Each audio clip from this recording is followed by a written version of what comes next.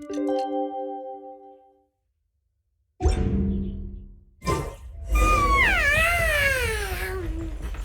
was a refreshing sleep.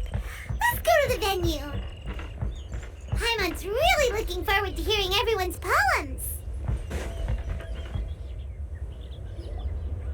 Huh? Looks like we're a few people short today. Morning, friends. Singcho said he wants to take some time and focus on writing poems, so he'll join us later. Noelle has other duties today, so she asked me to tell everyone not to wait up for her. Oh, okay. Well, never mind. What about Callirhoe, though? She said she'd be here. I got here really early, but I haven't seen her yet. Are you talking about the girl with the blue hair? I saw her on the bridge near Dihua Marsh during my morning training. She looked a little upset, so I didn't want to disturb her. Upset? Oh no! What should we do? Was it something we said last night? Oh, Paimon's worried. I agree. If she's run into some kind of trouble, I'd like to help her. Huh? You're all going? Then I'm coming too. Shall we start with the bridge? We're all here a little early, so there should be time. Good idea. We'll be back in a jiffy.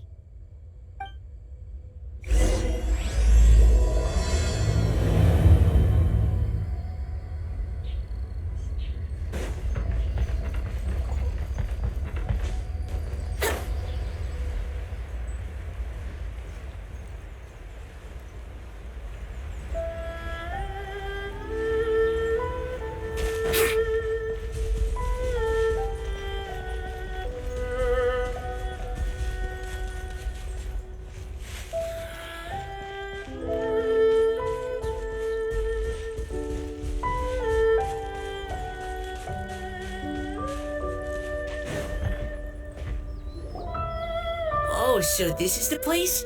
We ran into her here yesterday, too. She looked like something was weighing on her mind then as well. It's also not far from where we were dropping those leaves. Huh. Leaves? Oh, right. We were so busy matching couplets we forgot to mention.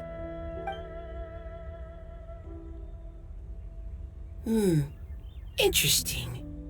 I wonder, could Miss Callirhoe have been the one who wrote that poem on the leaf? Hmm? What makes you say that? Oh, sorry. Nothing. Well, nothing concrete. Just a hunch, I guess. It's just, that poem on the leaf kinda gave me the same feeling as when I saw her yesterday. So much sadness. Now that you mention it, this is upstream from where we found the poem. Huh? Hey, look! Over there! Another leaf! Wow, you're right! And this one has writing on it too! After that leaf!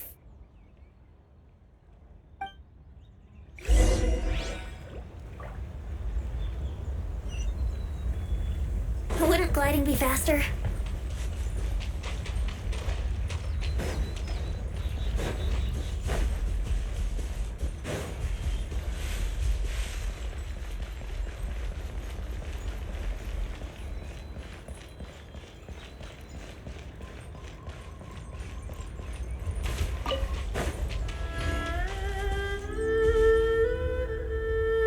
Why does it have to float so quickly?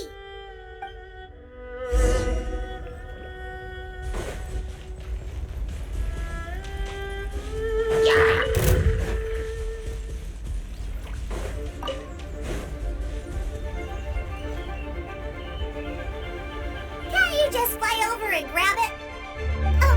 But Paimon can't swim. What if Paimon accidentally falls into the water?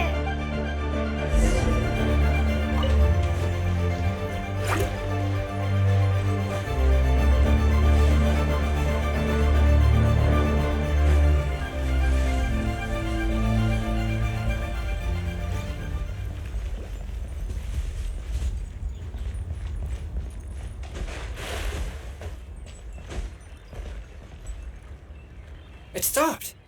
No!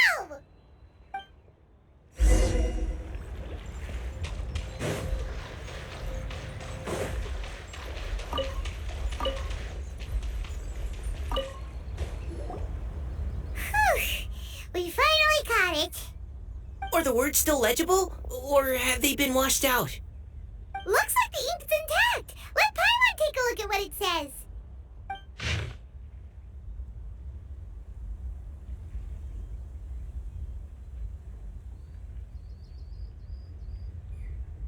Huh? This is related to the poem we wrote in reply yesterday. She must have picked up one of our leaves. Spring. Young boy. It's looking a lot like Callirhoe was the one who wrote this. She seems to care a lot about that story, huh? Actually, when Paimon first saw her, Paimon was wondering, do you think... is it possible that she's, Based on the current and accounting for wind strength, everyone, please follow me.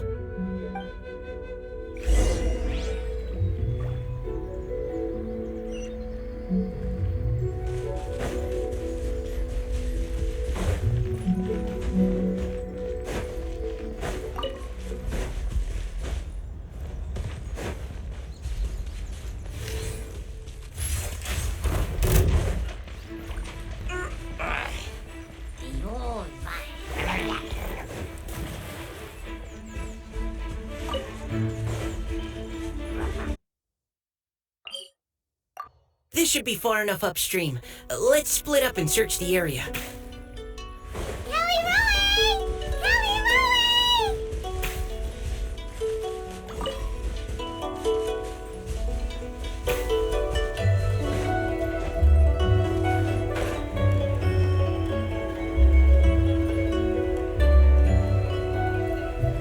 Ah! She's surrounded by hilly turtles! Let's go save her!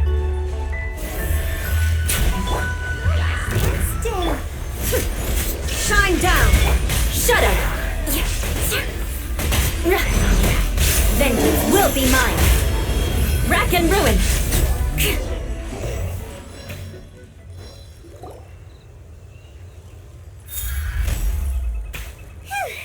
Callirhoe, are you okay? What's that?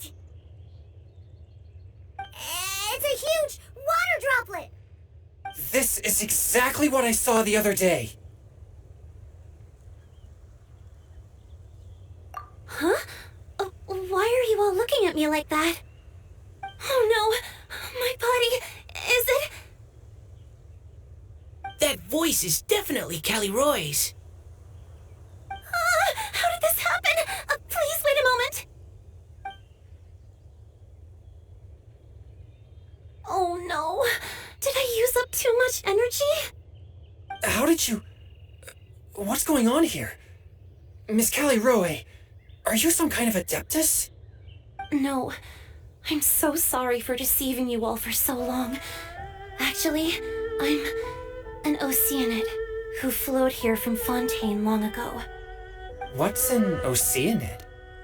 Ah, the Grandmaster has mentioned them before. The Oceanids were the familiars of the former Hydro Archon. They all fled Fontaine after the Archon died and settled across the world. That's correct. Though, to tell you the truth, I can't even completely recall how I found myself here. I have a vague impression of my ancestral home, but I can't recall clearly anything I saw on my journey. All I know is that by the time I arrived in Mondstadt, I had lost most of my power and couldn't even sustain a physical form. Eventually, I settled in a place called Springvale, where I slowly began to regain my power. Springvale is a serene and beautiful place. The water that flows through there is clear and pure, just like the hearts of the people who dwell there. So you're the Spring Fairy of Springvale? Yes, Diona, and I remember you too, you know. When you were little, you often came to the spring at night to speak with me. Really? You're not messing with me, are you? I always thought that was just a local legend. Your favorite little pillow, the fish one? Its name is Bubbles, is it not? Yep! All those childhood memories. So they weren't just a dream. So, if this is true, then all those things written on the leaves...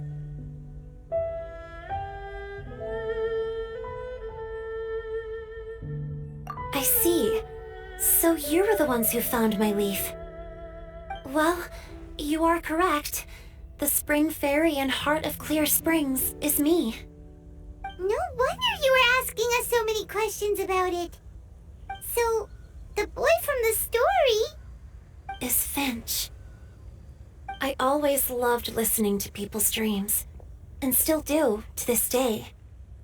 Whether they're beautiful, sad, or filled with emotions I couldn't understand at the time.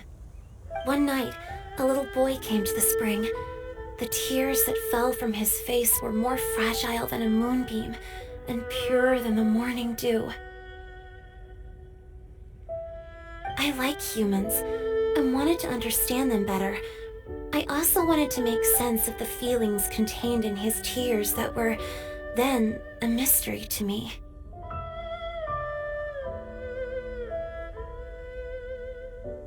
Yes, we often met under the stars, sharing our stories with one another. Sometimes, we'd stay up all night and see who would hear the first bird chirping from the boughs, or the first cicada of summer.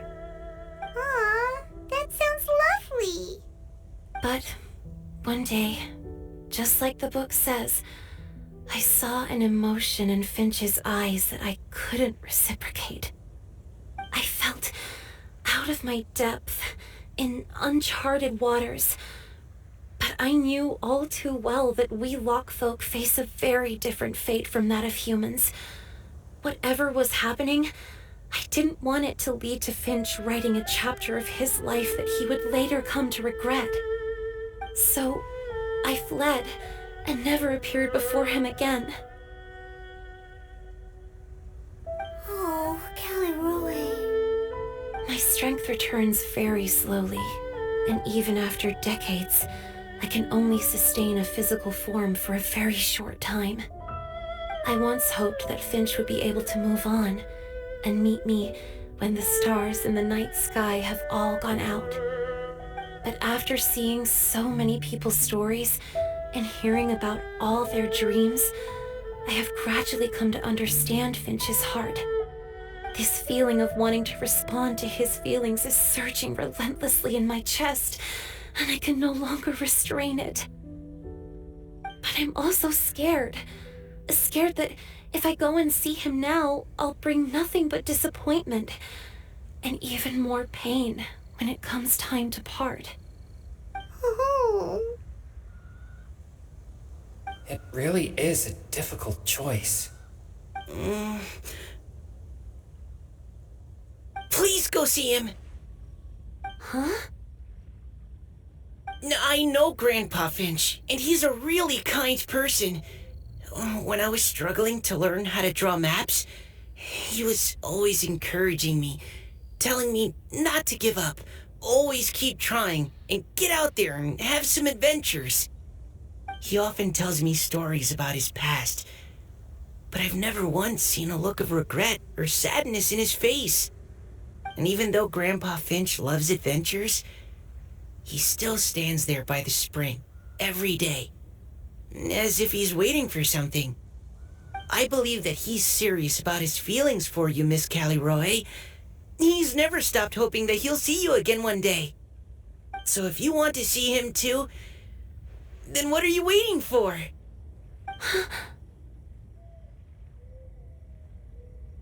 Huh? Oh, sorry. I think I got a bit too excited and I just thought... Well, it just sort of came out. I understand. That settles it. I've decided. I will go back and see Finch. You will? Amazing! That's great! But I'd like to ask all of you for some help. Sure. Just say the word. We'll help you any way we can. Would you come to Springvale with me and help to bring Finch to my side? I cannot maintain this form for much longer, and I'm worried others will see me how I was just before. Leave it to me! I'm really close with Grandpa Finch! Also, please keep Finch's in my secret. I wouldn't want Springvale's tranquil waters to become agitated on account of all this. Your secret is safe with me. I won't tell anyone. That's a promise. Great. I can't thank you all enough. What's wrong? Are you gonna turn back into a water droplet? No, I'm sorry. It's just that my mind's racing. As much as I want to talk to him again, I'm still worried that I won't have the words when the time comes. A poem?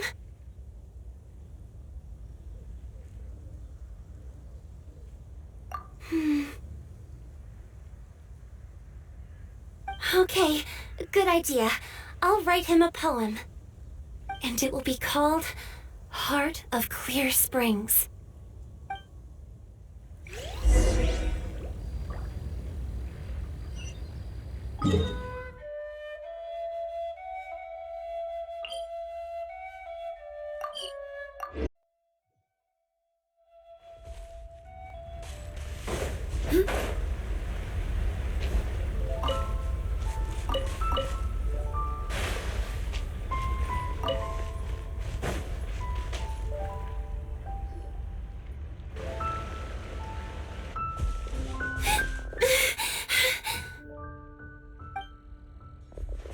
Are you okay? It's nothing. I'm just scared that I won't be able to maintain this form much longer. Okay, don't panic. Wait here, Callirhoe. I'll go fetch Grandpa Finch. Take it slow, Diona. Finch isn't a young man anymore. He's not as steady on his feet. I can still hold on a bit longer. Okay, stay strong. You can do it.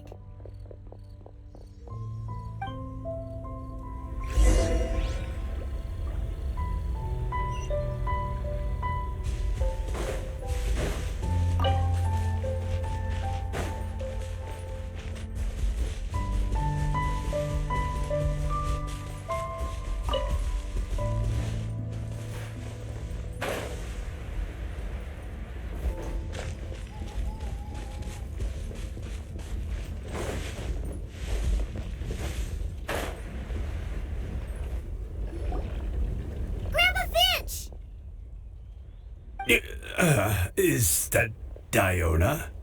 You're back early today. Today's your special day, Grandpa Finch. Can you come with me? Oh? Well, where are we going? Over there, to the waterfall. Did you catch a nice little fishy? Just come with me already. This is extremely important. But I promised your father that I'd go to... Grandpa Finch! All right, all right. No need to get worked up. I'm right behind you. That's more like it. Now come on, I'll help you. Draft's daughter is just like him when she's on a mission.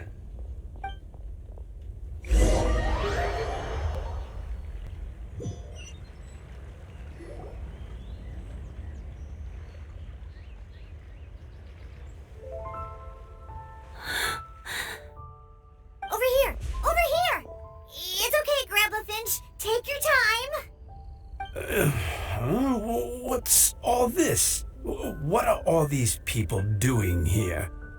Even Mika's here? How's work been going lately? And even some friends from abroad, if I'm not mistaken. You do know that today's not my birthday, don't you? Greetings, Mr. Finch. My name is Chong Yoon. We all met at the poetry gala, and, well, there's someone we'd like to introduce you to. Finch. That voice. Callirhoe. I didn't think you'd still remember. Oh, I remember. I remember all right. How could I ever forget? Although your appearance is different than I recall, back then you looked like you'd stepped right out of a fairy tale. Oh, but I'm one to talk. Of course a fairy from a fairy tale can change forms. But in your eyes, I'm probably the one who's changed beyond all recognition. Oh, even after all these years, you still know just what to say to make me laugh. I thought you were only able to appear in the dead of night. There have been times when I've wondered whether it really was all a dream. I'm sorry I kept you waiting for so long, Finch. Oh, it can't have been that long. It's been but the blink of an eye, really. Finch, would you like to hear a poem I wrote for you? A poem? You write poetry now? Well, of course. I'd be delighted to listen. I'll hang on every word that leaves your lips. In that case, let me read you a story about the spring fairy.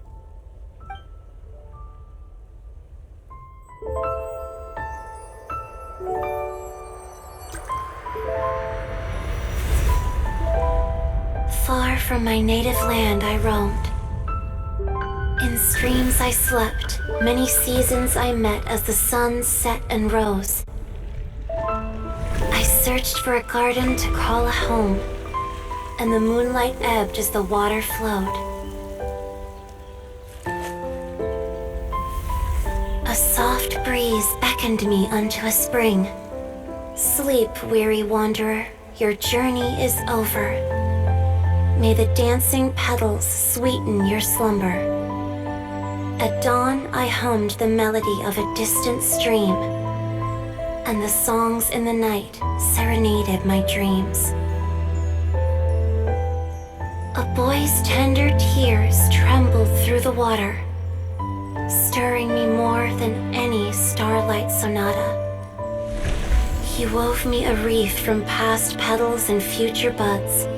I crossed beyond the veil of dreams to the realm of flesh and blood. Look at the love that shines from his eager gaze.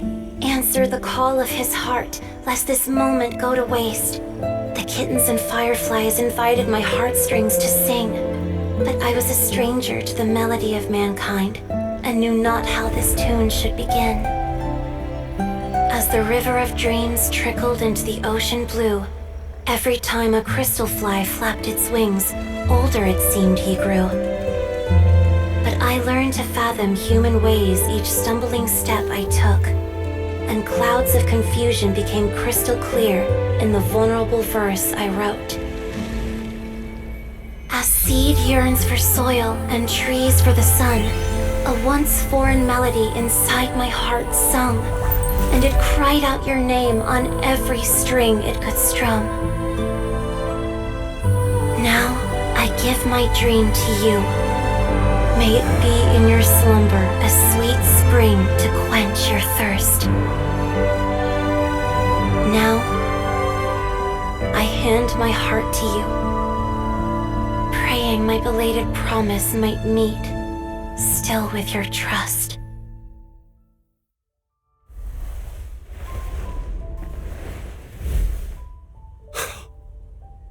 Yes.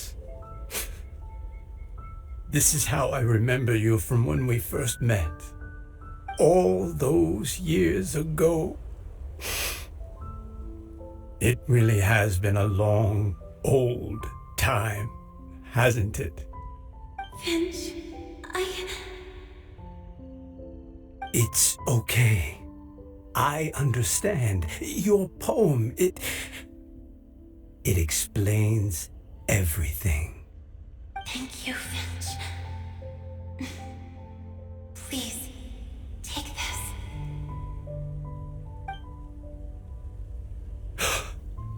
It's so beautiful. This is a droplet of water condensed from my own power. Finch, I don't have a physical form like humans, and I can't stay by your side. I don't know how long it'll be before I can change back into human form again. But as long as this droplet remains with you, our hearts will always be connected, no matter the distance between us. I will always be one with the spring.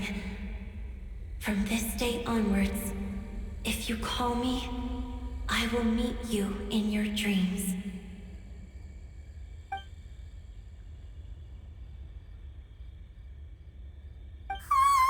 It's so romantic! You've really learned a lot, haven't you? And you don't even mind that the kids are watching. Does it bother you? How could it possibly? This is the happiest moment of my life. I just worry that once I go to sleep, I won't ever want to wake up again. Huh? Don't say that. I'm only joking.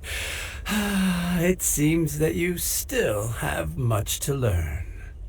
Is that right? Grandpa Finch and Callirhoe look so happy. Oh, what a perfect moment. Diona, thank you for fetching Finch for me. I've never forgotten you either. I used to chat with you a lot. Wasn't it ever annoying? Of course not.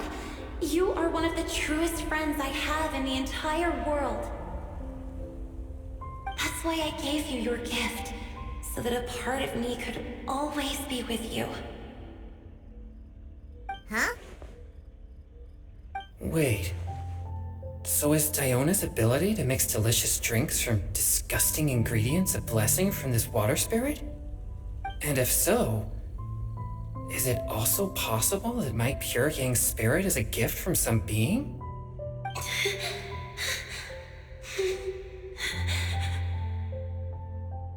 My physical form is about to disappear. Finch, Yes? I've never regretted meeting you or deciding to talk to you that night. Not once. All these long years. Not for a single moment. It probably goes without saying, but neither have I. Although it was different from in the stories. That fateful night, I never gave you that kiss. This gift that represents my promise and my love, I give it to you now.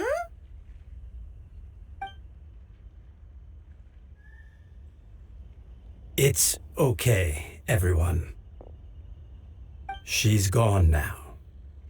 What? But Paimon didn't get a chance to say goodbye. Grandpa Finch? Don't worry now. She hasn't gone far. Just like she said, she'll always be one with the spring, by our side and in our dreams.